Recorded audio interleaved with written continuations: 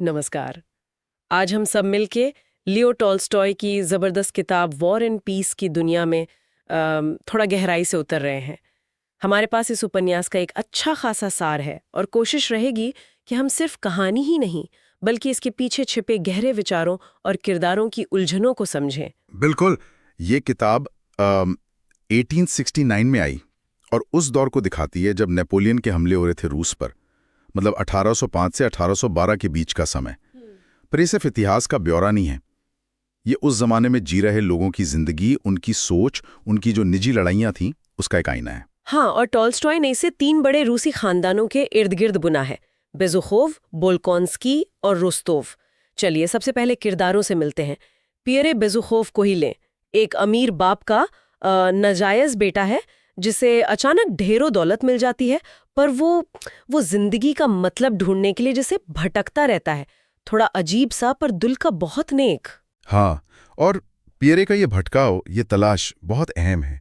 वो पहले शादी में सुकून ढूंढता है, फिर वो फ्रीमेसन्स में जाता है, जो उस जमाने में एक तरह का कह सकते हैं गुप्त संगठन था, ज्ञान और नैतिकता की तलाश करने वालों का। लेकिन उसे कहीं भी वो चीज़ नहीं मिलती जो वो खोज रहा है। ये दिखाता है कि बाहरी चीज़ें, पैसा हो या रुतबा, वो शायद अंदर की शांति नहीं दे सकती। सही कहा। फिर है प्रिंस आंद्रे बुल्कोंस्की।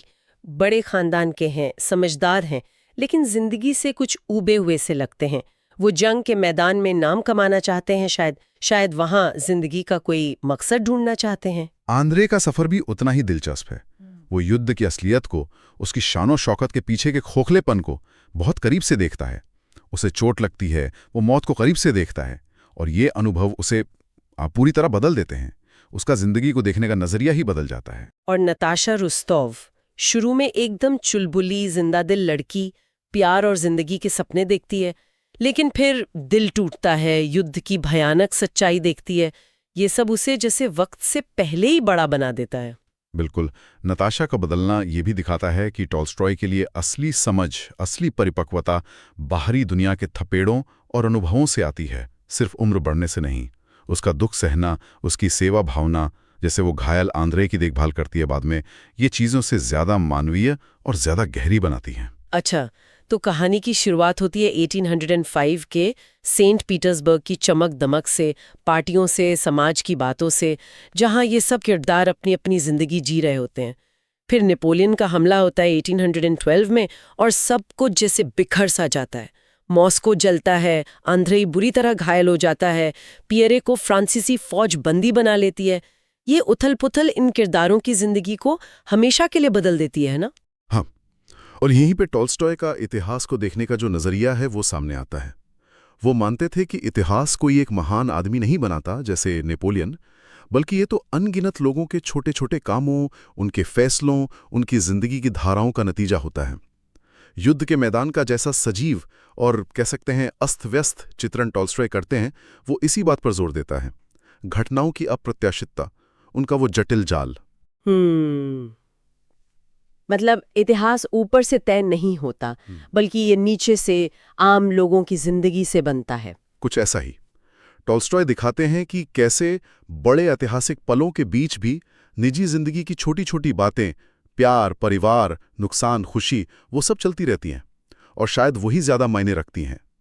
वो युद्ध और शांति, किस्मत और अपनी मर्जी यानी फ्री विल, आत्मा की खोज जैसे बड़े सवालों को इन्हीं किरदारों की जिंदगी के ताने बाने में बुनते हैं। कितना अलग है, कहानी भी चल रही है, असली ऐतिहासिक घटनाएं भी शामिल हैं, और फिर बीच बीच में लेखक के अपने लंबे लंबे विचार, फलसफे भी आ जाते हैं, और 500 से ज्यादा किरदार।